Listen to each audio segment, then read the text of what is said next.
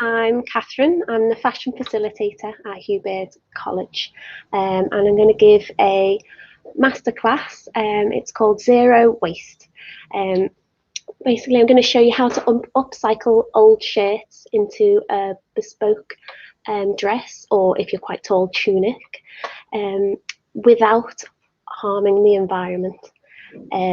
So I'm just going to go and show you a PowerPoint giving more detail into how the fashion industry affects the environment and what we can do to prevent that. So I'm just going to open my PowerPoint for you all to see.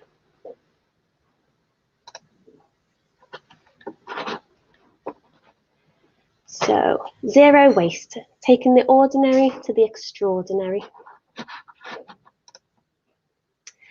So we all love fashion. We love getting dressed up to go out, to look glamorous, and we like the idea of creating fashion, hopefully. But there's a dark side of fashion. Creating exquisite garments is glamorous and exciting in the fashion industry, but it is created at the cost of mass waste and environmental destruction. In fact, it is the second largest polluter in the world, just after oil industry. That quite shocked me when I first heard that, because when you think of damaging the environment, you think car pollution, oil. You don't think, oh, that dress I bought last week could be contributing to the effects on the environment. So I'm just going to go into more detail about that.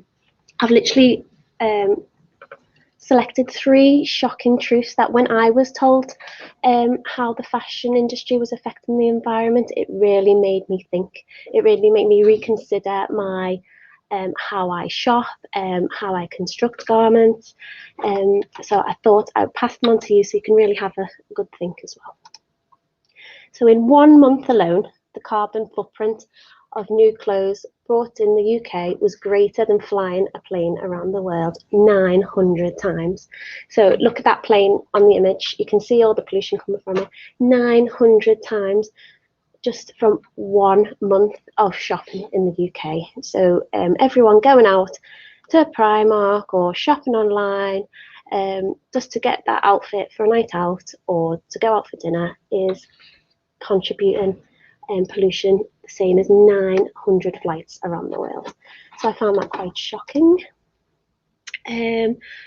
When you buy cotton, you think, oh, it's environmentally friendly, it's natural, it's not synthetic, but cotton takes a lot of water to produce cotton. So it's made from a plant and needs a lot of water. And one example of how this affects the environment is cotton production entirely drained the Aral Sea, which is one of the was once the 4th largest lake in the world. So there's an image there of what it once looked like and now how it's completely dried up. Now it's completely gone. I think I watched a documentary on it, and you could fit the United Kingdom in there like over 4 times or more, and that's how big it was. And it's completely gone because they use the water to make cotton to make t-shirts. So it's just something to think about. That made me really think. Family in the Western world throws away an average of 30 kilograms of clothing each year, and most of it ends up on landfills in developing countries. So developing countries are suffering from our need to shop, our need to buy, our throwaway culture of buy an item, wear it once, throw it away. 30 kilograms, to make you think about that, is 1 kilogram is 2 pairs of jeans. So 30 kilograms is a lot of clothes. And I actually read that there is a place in Southeast Asia which has one of the biggest landfills, and a whole society actually lives in the landfill. Children, families live there, work there. So that is one of the costs of our fashion industry. Now, the fashion industry is picking up on all the damage it's doing, and is in some sectors trying to make change. So moving towards a more sustainable fashion industry. Sectors of the fashion industry are developing in order to become more sustainable. They are doing this like clothes rental, better recycling processes, pollution control technology and innovative use of offcuts are among the measures they are introducing. So they are looking at how they can change. I come from a fashion industry background. I used to work in London for over 11 years. I worked at Paul Smith, Topshop, Victoria Beckham, French Connection as a pattern cutter. And I saw how much waste they go through. There is so much fabric just binned, paper. Just to make one dress, I'd probably go through 10 meters of paper and offcuts of fabric. So they changed what fabric they were going to use last minute. That fabric would just be then gotten rid of, or it'd be burnt because they didn't want competition to see it. So there were a lot of ways the fashion industry, from what I've seen, create a lot of waste. What can we, the consumer, do? So the fashion industry are trying to do their part. What can we do? So consumers need to adjust their shopping habits to consider their environmental impact. For example, invest in your wardrobe, buying better quality items that last longer. Be clever in your selections, choosing signature pieces so you buy less. So don't just buy that one-off outfit that you'll maybe wear once or twice. It's badly made. The quality of the fabric isn't that nice. Buy a really nice statement piece. So today I'm wearing a silk shirt. It was made in England. It was printed, the fabric was printed in England on silk, which was responsibly sourced. And I have had it for 5 years and still looks as good as new. So whereas if I'd bought a cheaper shirt, I might have by now bought 3 or 4 or 5 because it would have worn out or it might have gone out of fashion. So I think about how you buy your clothes. Also, repair and upcycle items that you already own before buying new items. That's what we're going to concentrate on. As Vivienne Westwood said, buy less, choose well, make it last. So again, like I said with this shirt, I really thought about it. I wanted good quality. I invested a bit of money, but in the long run, I might have saved money because I didn't have to buy a new one. Fashion brands leading the way. So sometimes you think of upcycling as just something done at home or done by someone just using it, redoing their own garments, but it's actually the industry are picking up on it. More and more design houses are upcycling in their fashion collections, such as Vivienne Westwood, Marques Almeida, Missoni, or most of them household names. Big design houses are really thinking about upcycling and to create lovely clothes. Upcycled, deconstructed, sustainable garments does not have to mean drab, tacky, homemade looking garments. So it doesn't have to be. So some people might think, oh, a pair of an old top with someone's just glued a few sequins on and maybe a bit of dodgy alteration and a bit of embroidery on it. You can make beautiful pieces really simply. And these designers are proving that. These designers are proving we can create fabulous, inspiring, catwalk-worthy masterpieces from the mass waste around us. A quote there from Marta Marques and she says, making an amazing meal using leftovers. So maybe a few of you watching will be aspiring designers and you love the idea of creating and making beautiful garments, but you don't have to do that and create waste. You can have that creative design process. You can explore ideas, but also consider the environment by just by using upcycled fabrics. Really thinking how you can make a less of a harsh impact on the environment. So I'm going to focus on Marques Almeida. Marques Almeida is a British design label founded by 2 Portuguese designers. I think they went to university in London. I think it was London College of Fashion. And they have launched a sustainability manifesto and have a collection called Remade, constructed from their own upcycled fabrics. So I think during the first lockdown, they went back to Portugal after being in London in the high-speed fashion industry, which is manic. You work in all hours, and you have no time to think, and therefore no time to think about the impact you're making. Whereas with lockdown, they did, and they saw in their warehouse in Portugal, they had rolls and rolls and rolls of fabric just sitting there, not being used because it wasn't this season's collection. So they decided to use it. So they made the collection, remade, and this is a collection of beautifully constructed one-off garments made from upcycled fabrics. So I'm just going to show you some examples.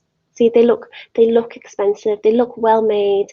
They look like something you'd want to wear. You would, you'd want to buy, you'd want to wear. So there's some examples there. They look fun, exciting, and there's been a full design process go into them, but they are more sustainable. So let's get creative sustainably. So inspired by Marques Almeida, remade collection, we're going to upcycle an old shirt so that it becomes a beautiful, bespoke masterpiece. We will turn the ordinary into the extraordinary. So just looking at the image of a shirt here, we're going to do a similar kind of look with the gathered frill on the bottom. Obviously not exactly the same because that's just outright copying. We're going to use it as inspiration. So we have with us, you will need several old shirts, fabric scissors, sewing machine, thread, a tape measure, tailor and chalk, ruler, some pins. And then we're going to create something beautiful, hopefully. So that's the end of the PowerPoint.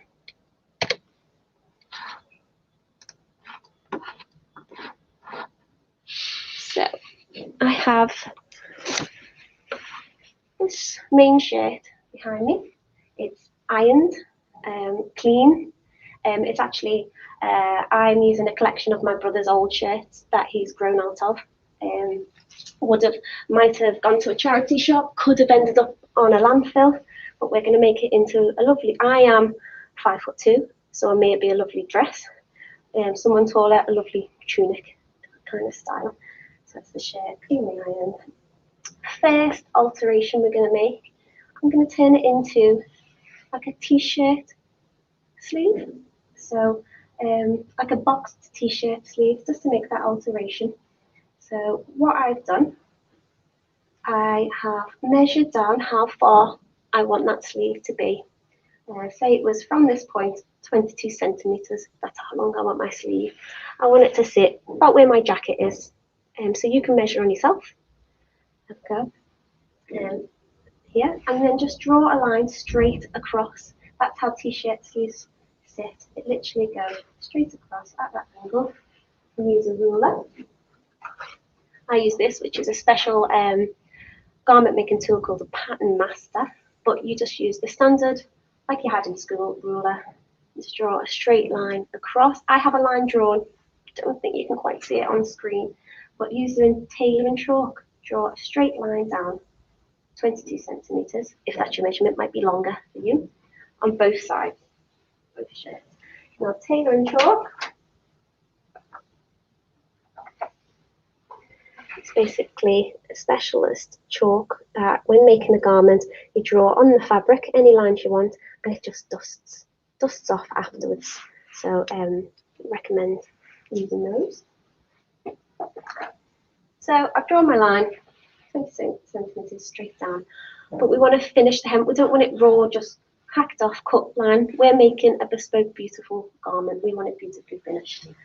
So draw another line 2 centimeters down from that finished edge, again on both sides, and that gives you a little bit of excess fabric that you can double turn to make it finish. So I'm going to cut this now, and I'll show you a bit about how you would finish it. So literally, I've marked it on with my tailor and chalk.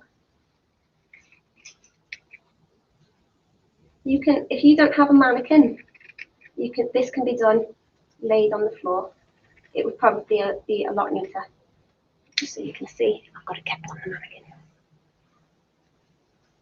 keep any offcut bits because you might want to use this later to somehow decorate your shirt or in future upcycling processes. So no rubbish is going to be created. We're going to keep everything. So I'm going to step over this side. Here. I'm just going to cut again where I've drawn my line and tailor and chalk.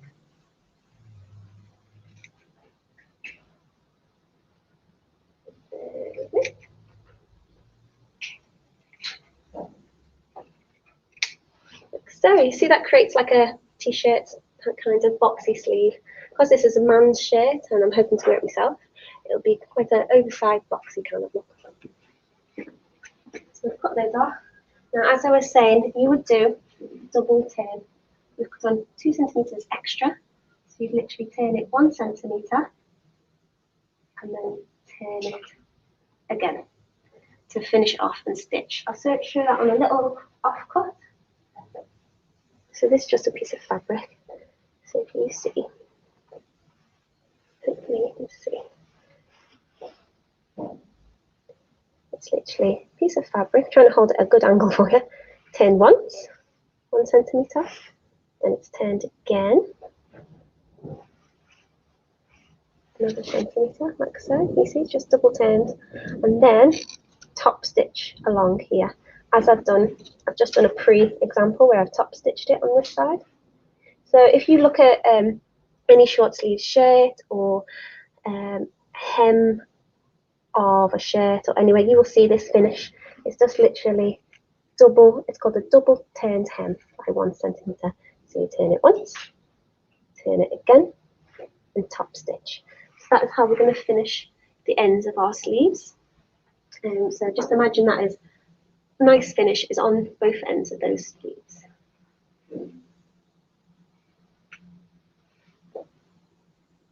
So, sleeves are done. You've double turned your hems, you've stitched them. Now we want to create, as you saw in the Marques Almeida, sorry, tongue twister, Marques Almeida shirt, they had a gathered frill on the hem of their body. So I have, with tailor and chalk, just drawn where I want to attach that gathered frill. You cannot see it in screen. I tried to use all different things so that you could see it on the camera. You can't see it, so it's just point it out to you. I've just drawn along here, straight along the back at an angle. I've gone down, and then along here at the bottom. That's where my line goes. You are the designer. You look at your shirt and go, where do I want my frill? You draw it on wherever you want. There's no measurement I'm going to give because it's personal preference. So I've decided here, all the way around and coming on lower on the other side is where I'm going to attach my gathered frill. Again, so I'm going to cut it off, but I need a little like lip to attach my gathered frill to. So about 1 centimetre. So draw your first line. That's where you want your gathered frill to finish. And then 1 centimetre lower, draw a second line. And that will be like a little bit of extra fabric. It's called seam allowance. If you look inside clothes, everything has like a seam allowance inside of how it's all sewn together. So that's what we're creating, that little bit of extra fabric to attach our gathered frill to. So I'm going to cut that now. Also, on each side of the placket, I'm going to give an extra little 1 centimetre tab to attach. So I'll attach the frill to the line here and then attach it to my placket. This is called a placket, which has got the buttons on. So that's the industry term, placket, button placket. So where it's drawn, I'm just going to cut up. Again, you can do this on the floor, but you need to. Not everyone has a mannequin at home. I'll try not get in your way now, but I'm literally going to cut all the way around.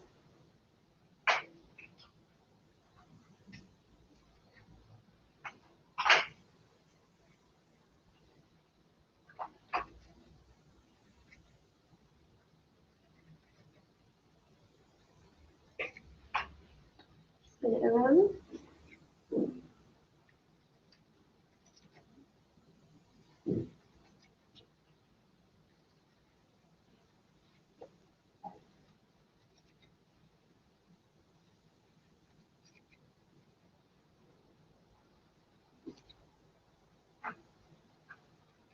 And hopefully as I'm cutting you'll see more where the direction of the line I've drawn is. So it's at an angle, as you can see, going around the body. So it's lower on the right side than it is on the left side.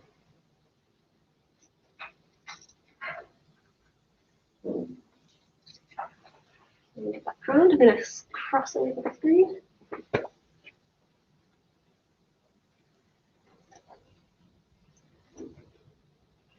Again, not cutting all the way to my placket, I'm leaving a 1 centimetre gap because I'm going to want to attach my gathered frill.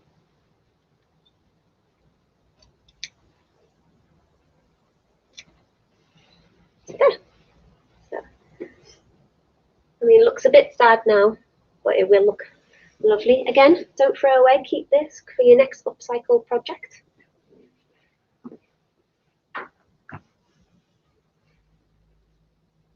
So now to create the gathered frill that is going to go on the bottom.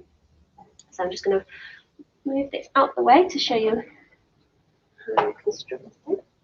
So as I said, I had a load of shirts from my brother, who, lucky him, lost a bit of weight over lockdown, the opposite of me. So he doesn't fit in these shirts anymore. He wants to get rid of them. So I had another 3. And what I did was I measured up the same distance on each shirt, so 1, 2, 3 each shirt, and then literally cut all the way around. My measurement was 39.5, so I went up to there, marked it with my nice tailoring chalk. You can then lie it flat on the floor, draw a straight line all the way around, and I literally just cut it off, and that gave me a long panel of fabric.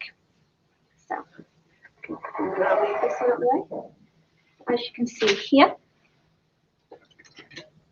this is one of the shirts I cut, where I cut the lower half off, all the way around evenly, all the way around to create some panels. Again, keep this top shirt. You might have some old curtains, an old skirt that you could attach to the bottom of that. There you go, you've got another top. So again, not getting rid of anything, keeping it, upcycle, upcycle, upcycle. We can make lots of different garments, create you a whole new wardrobe. So this is our shirt back. So I've got 3 panels, because I used 3 shirts, long panels that I've sewn together, each one, and then I want to gather them into a frill. I'll show you that. So as you can see, that's the bottom of this shirt here. And I've sewn them all together. But before sewing them together, I overlocked the edge. I am lucky enough to have an overlocker in the studio. Overlockers just stop the fabric from fraying. Obviously not everyone has one of them, so you can use a zigzag stitch. So this is an overlocked edge here, along this edge here. And that just stops the fabric from spraying. So on where you've cut here, along here, you would have created panels with a raw edge. Raw edge just means where it's just cut, lots of frayed pieces coming off. To make it nice and neat, I'd overlock them all. So I'll try and show that to camera. You see the top edge is all overlocked. And as I said, if you don't have an overlocker, this, to do it the right way, is a zigzag stitch all the way across. And that again, it just stops the fabric fraying off and coming loose, because we are creating a beautiful spoke, catwalk worthy garment that you want to go out and look great in. We don't want a load of frayed horrible edges. We want it all overlocked or zigzagged, nice and neat. So I've overlocked all the edges of the panels. and I've stitched them together, just along the seams. And luckily, because we've cut the bottom of the shirt, we don't have to hem the bottom. It's already, they're all lovely hem finishes, all ready for us. We just have to gather them. So if you see, I keep going back and forth. You can see they are gathered together to create this lovely frill that we are going to attach to our shirt. How do we do that? Very easy.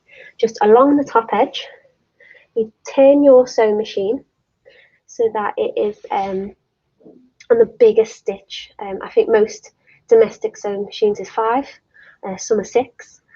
You can hand sew it if you don't have a sewing machine. A long process, but possible. So I'll just show you. You do the first stitch 1/2 centimetre from the edge, and then the second stitch 1.5 centimetres from the edge. So this is my gathered frill. So I did one stitch 0.5 centimetres down from the edge, and the other one 1.5 centimetres from the edge. Double stitch all the way along my panels.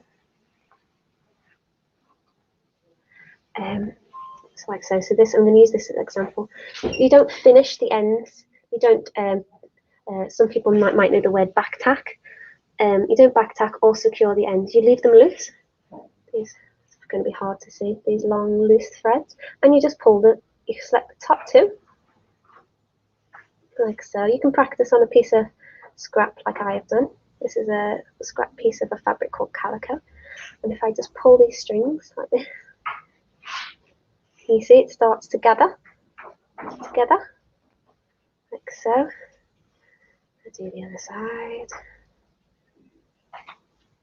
So you can do it either end. You just gather.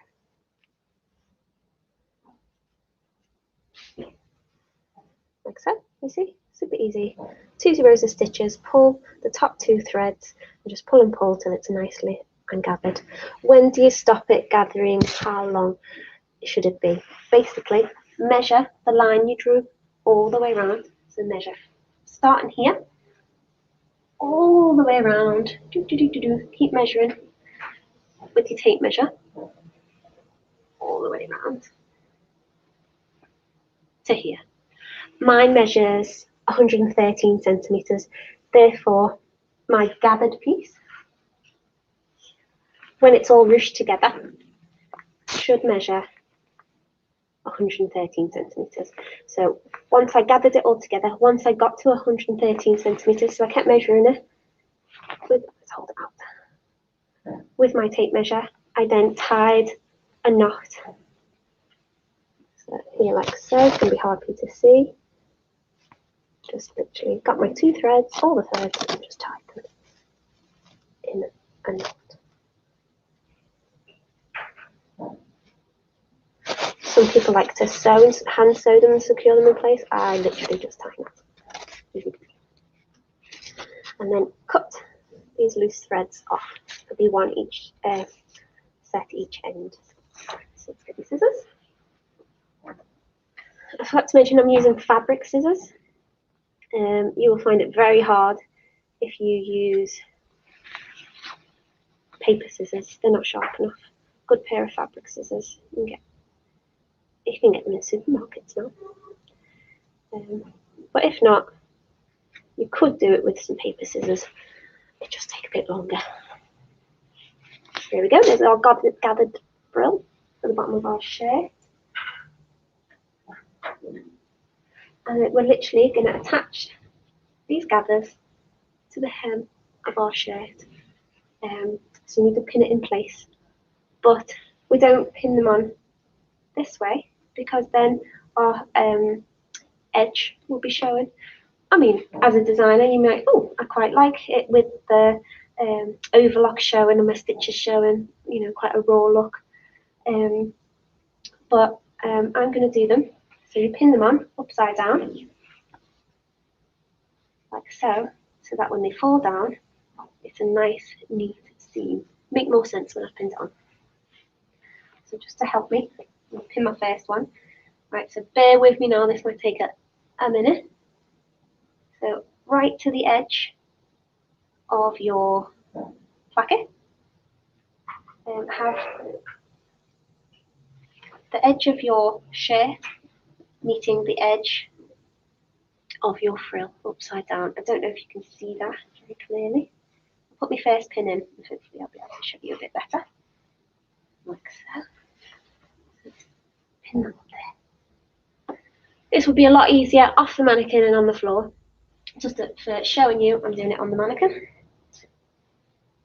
There you go. I'm just going to pin it on all the way around.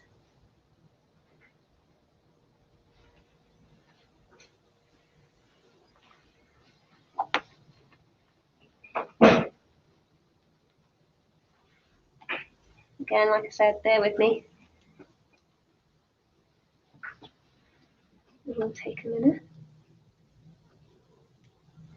But I am stitching it this way upside down so it follows down and has a nice neat seam, because like I said, I want it to be a lovely piece, a lovely item of clothing that I am proud to wear and I go out in. If anyone does decide to join the college, you'll probably see me around in it. I love a shirt. I think most days I wear a shirt to work. Let's pin this over here. You know, I want to be able to, now that you can, I want to be able to go out in a meal in this garment. I don't want it to look like I've just quickly cut something off and it's not professionally done. I want to confuse people. They think I've bought it from some expensive designer. Let's just keep pinning. Yeah, and the good point again about using the hems of all the shirts to create my gathered frill is I don't have to go through the long process of neatly double turning all the hems, because it's already done for you, because the shirt was finished. And also, lots of the shirts have like a shaped hem, so I think that creates quite a nice shape on your frill. It creates like a up and down kind of look. So it's nice. So I'm going to keep pinning.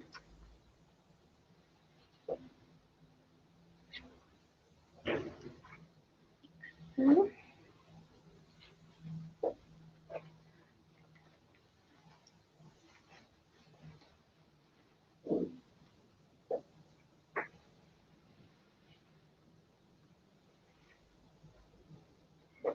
If you didn't have any shirts at home,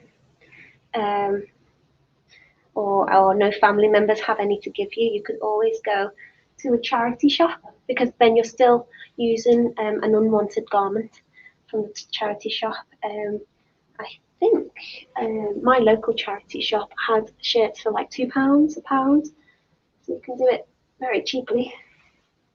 I'm still going. You see, I've gone all the way around.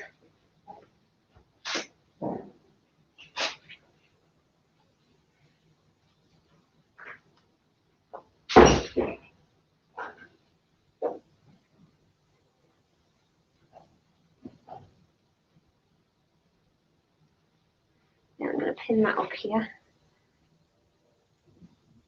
so it doesn't get in the way. Turn it back around to you now. And move this chair to the Hugh.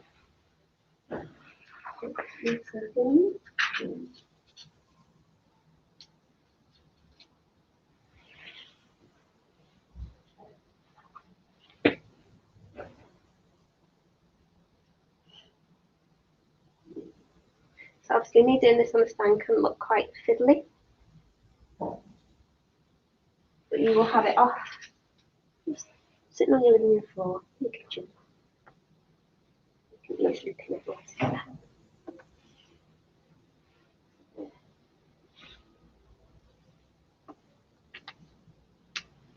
Once it was pinned, I would stitch all the way around with my sewing machine on a stitch length of 3. Just literally stitch all the way around, nice and easy. see when I hold it down, obviously when it's stitched it'll be a lot neater, it'll sit a lot flatter.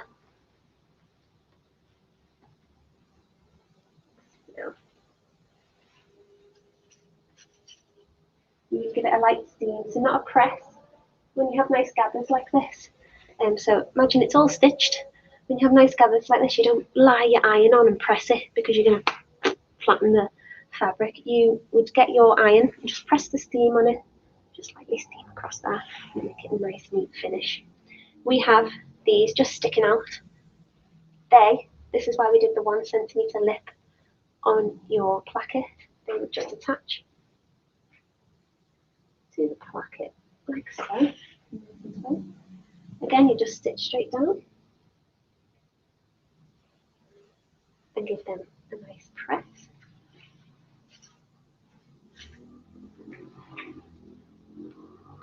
So I think now, are you able to see how I was inspired by the Marques Almeida, I will say that straight up one point, dress with the gathered frills at the bottom and the short sleeves. So it's not exactly the same, but similar.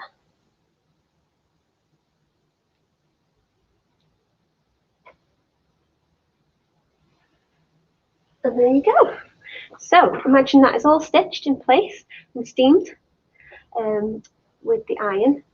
You've stitched down here to create a nice neat finish. You've double turned the ends of your sleeves, and there you have a lovely added tunic to go with a nice pair of cigarette trousers or skinny jeans, or if you're shorter like me, a nice dress.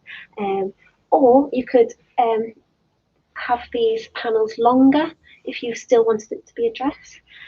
You see, let me spin it round.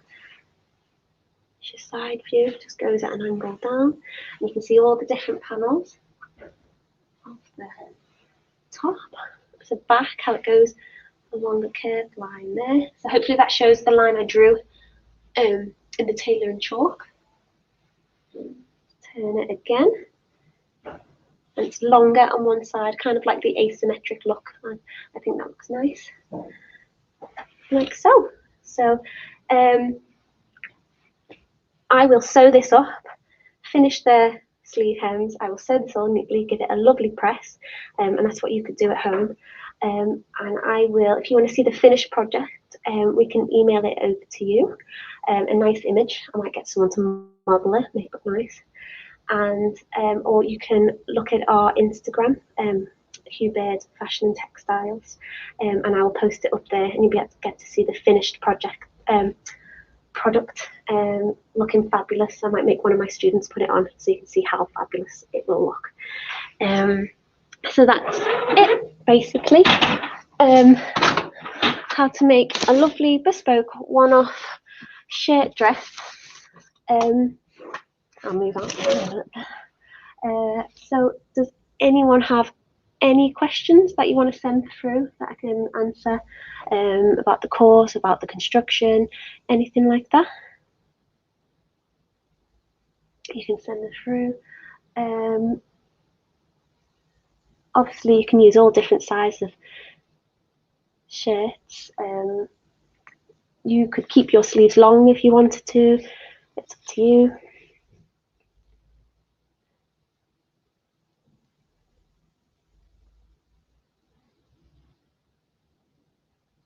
Right, okay, so I've got a question from Sarah. So, will we be able to look back at this? Also, could you show how you attach the hem you made on the sleeve, please? Right, so yeah, so basically, the hem of the sleeve, you don't attach anything to it. Literally, that's why we had a distance of 2 centimetres. And then you use the actual sleeve to turn 1 centimetre, like so, turn it another centimetre, like so, and top stitch, like on the sample.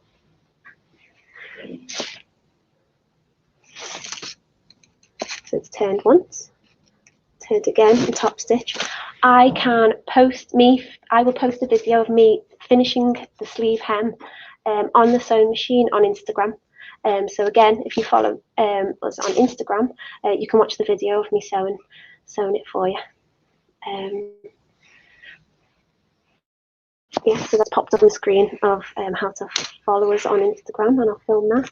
Any other questions? So Caroline, what type of shirt should I use for upcycling? Any, basically. It just affect the final look. So if you only had some fitted shirt in a smaller size, then your dress would be more of a fitted shirt.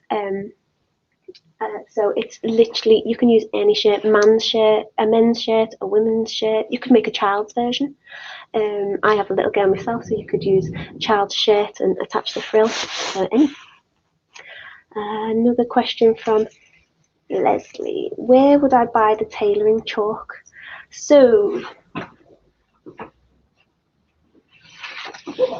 I have a favourite brand, probably shouldn't display brands, but Hancock's chalk.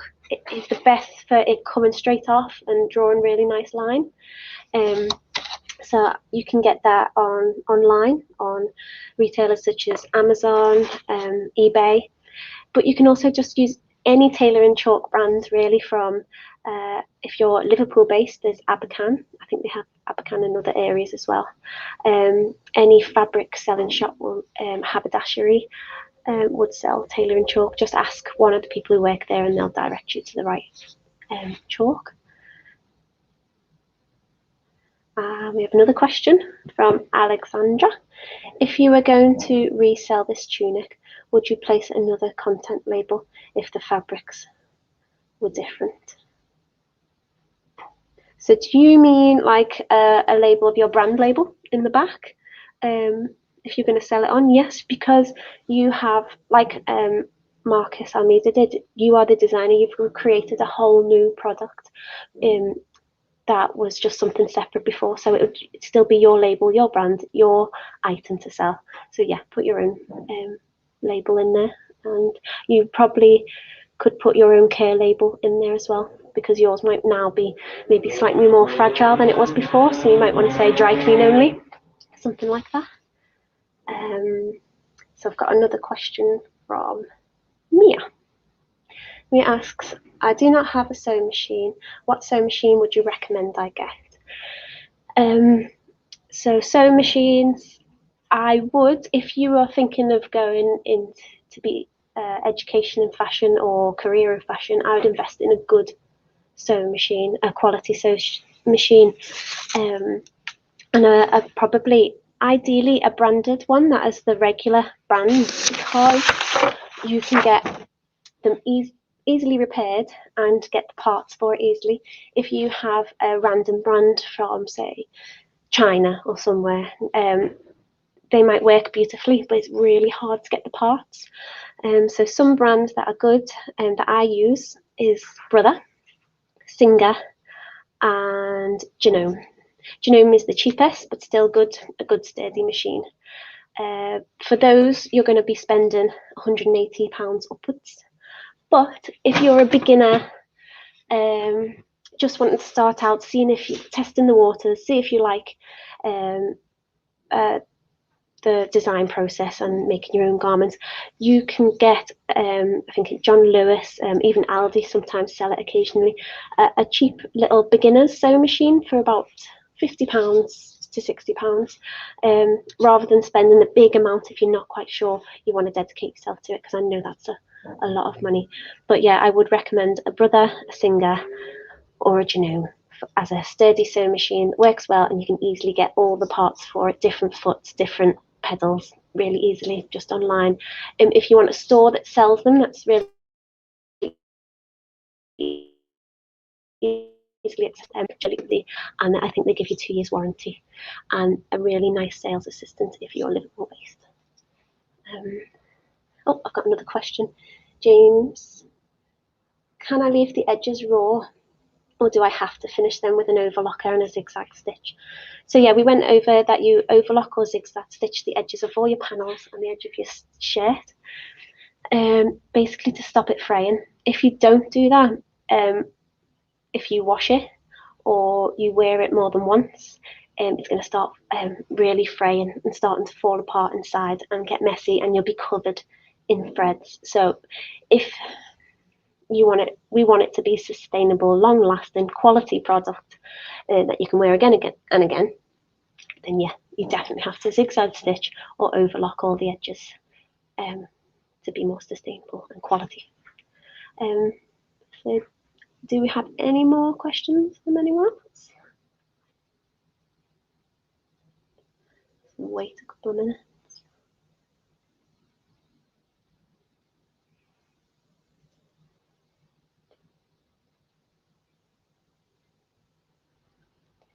Kay asks, do you teach on fashion? Is there a course I can do? So I'm the fashion facilitator at Hugh, Baird, and I do workshops. So it'd be similar to what I do today, but showing you how to make garments from scratch for a course called Fashion and Textiles. And you would have other tutors who would show you surface design, how to digitally draw and illustrate your designs, and then you'd come to me to construct them. And yes, we have a course here at Hugh Baird, and there's places for September if anyone wanted to apply. I'm just waiting to see if there's any more questions.